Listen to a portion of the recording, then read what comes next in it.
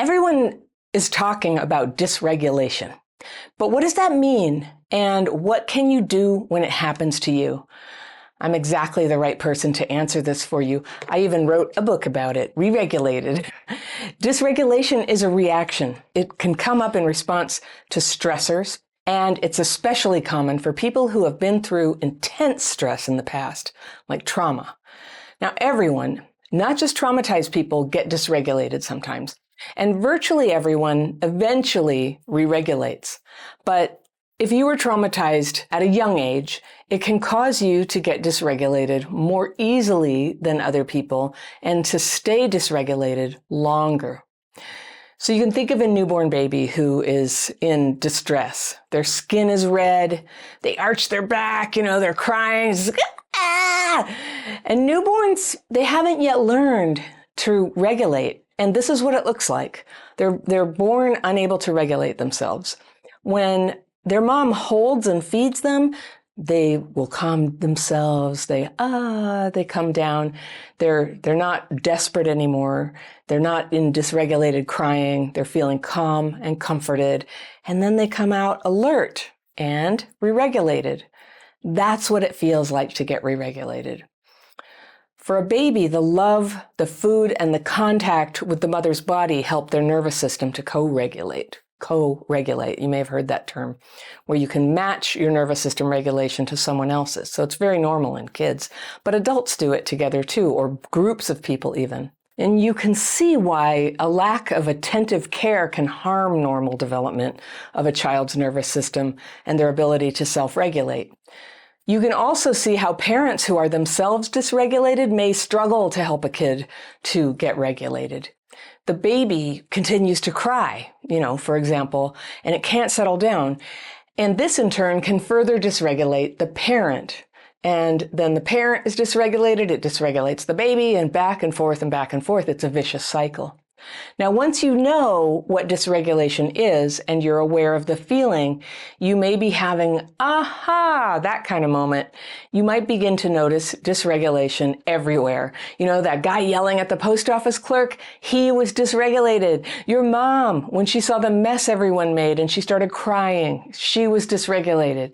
That kid in the second grade in the classroom who seemed totally checked out and didn't hear that it was time to go to lunch.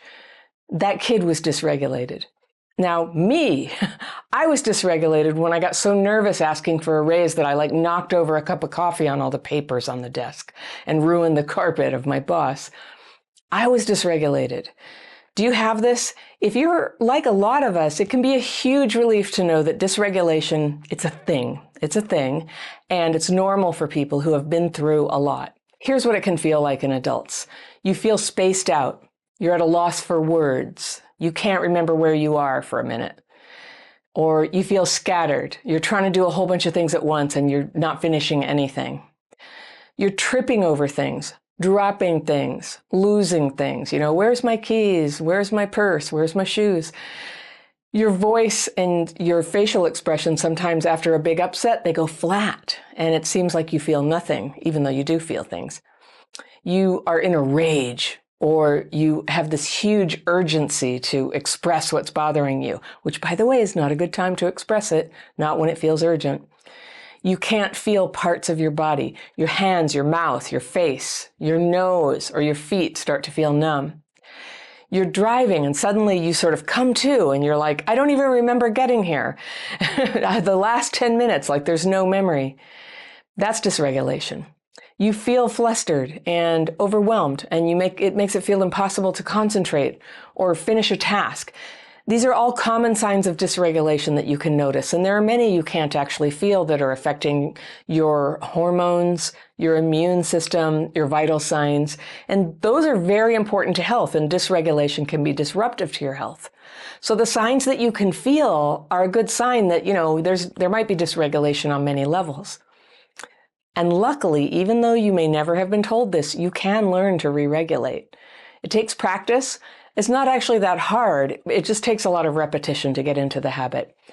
There are long-term things that you can do to get good at re-regulation.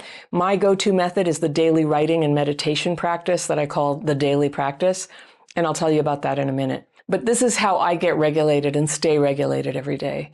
And over time, I get less dysregulated in the first place and slower to get dysregulated when something happens to kind of set it off. Now, it's good to have a daily practice, but you also need something you can anytime on the spot use when you need it because, whoops, you just slipped into dysregulation.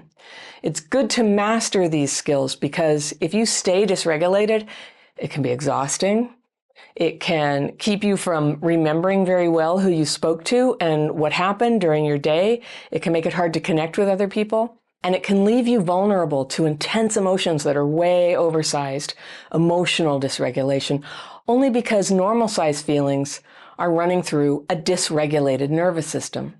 So you could end up lashing out or having inexplicable sadness at the worst possible moment, or talking more than you really want to in a social situation. Those are forms of dysregulation too. Or driving off from the gas station with the gas pump still in your car. Have you done that?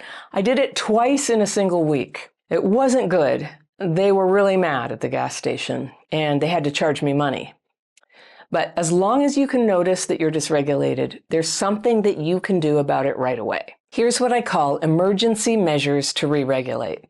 Now, I've been collecting these, and I've got some new ones for you. So let me go over all of them. I've got 14. First, notice when you're dysregulated. Are you flooding with emotion? Do you feel filled with adrenaline? Are you panicking?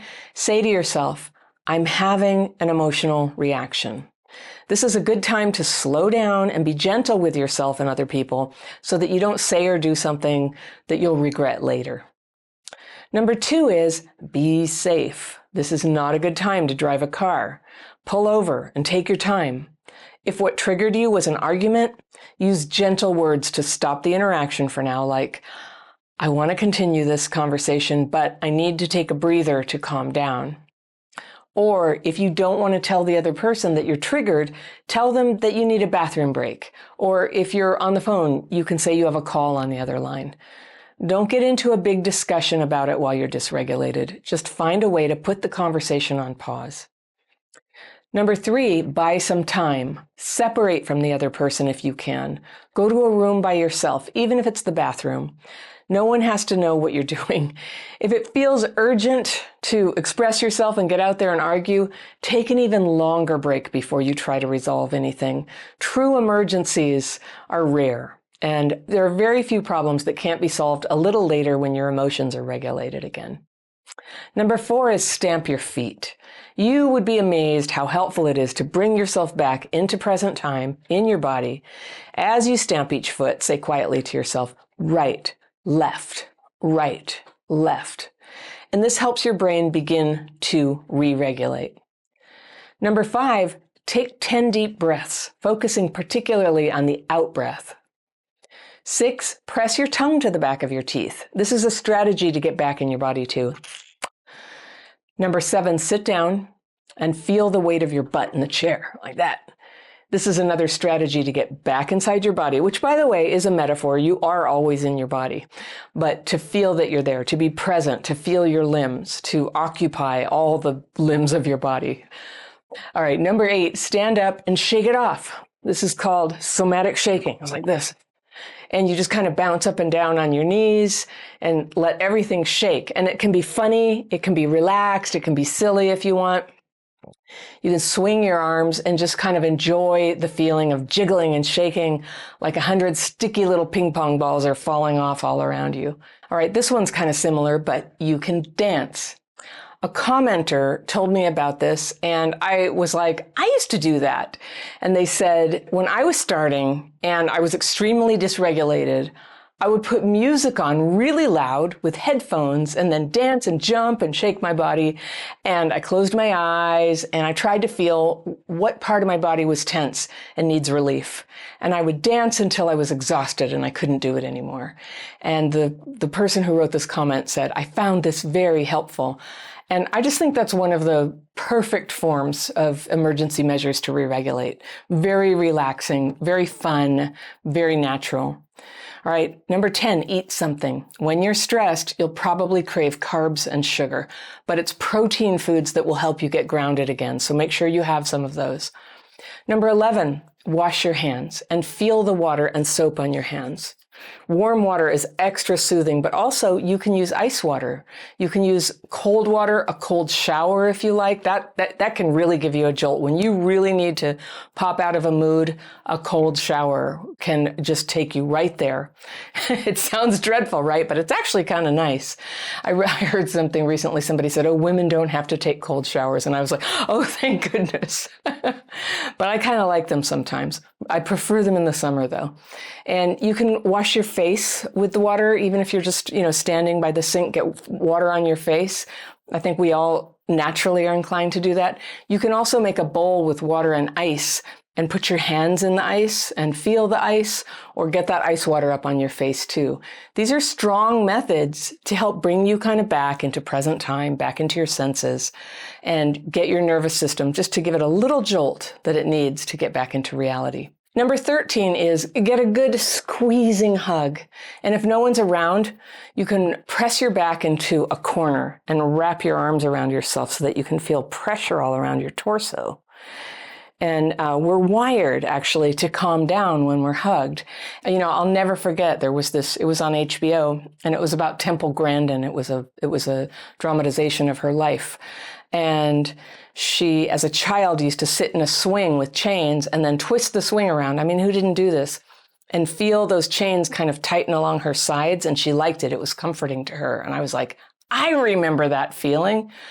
I don't know if it was comforting to me, but I love the part where then you tighten it up, you spin it as much as you can, pushing in the dirt with your feet, and then you let your feet go, and then you go like that.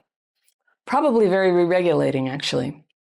All right, 14, and this is my favorite new technique. So you go to a safe space, and that's like a room inside your car, somewhere where you can close your eyes, basically, and not be in danger. And you imagine that you're watching a brilliant white light that's going around in a sideways figure 8, the infinity symbol, all right, like this. But you're picturing this with your eyes closed, and you're allowing your eyes to follow the light. See, well, here.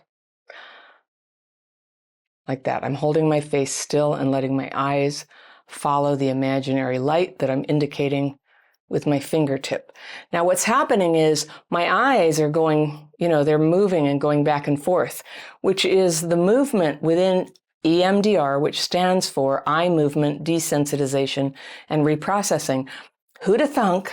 But moving your eyes from side to side can actually assist your brain to process difficult memories. And I'm always careful about saying things like that because they can be so woo-woo or so pseudoscientific, but you know what? There's just a lot of research that shows that it actually works for a lot of people. I don't think any method works for every person. So try it for yourself. Allow yourself, this is how you do it, allow yourself to feel the distressing thought. You're just like, something you feel bad about, and rate it on a scale of 1 to 10, like how bad is this feeling? And then you do the exercise, all right? You've rated the distressing thought, and while you're thinking about it, you do the exercise and you let your eyes follow the imaginary light with your eyes closed in a safe room or space. And you're doing that, and you do it for, a minute or two. And when you're done, stop, open your eyes, and then ask yourself, where am I now on the scale? And the first time I ever tried it, I thought about something distressing, and I think I was at about 8. I get distressed. My work is really hard. Things happen. I was really distressed about something, and I was at an 8, and I tried it, and I was going around the circle, and then when I was done, I barely remembered to assess myself. I'm like, where am I? And I was like, oh gosh, I don't know, 3? So from 8 to 3, that's like huge progress. So my distress level went down. So give it a try, see if it works. It's just so plain and simple. It's nothing magical. And if it's only come down a little bit, your score that you give yourself, do it again. And each time you do it, it should get a little bit easier.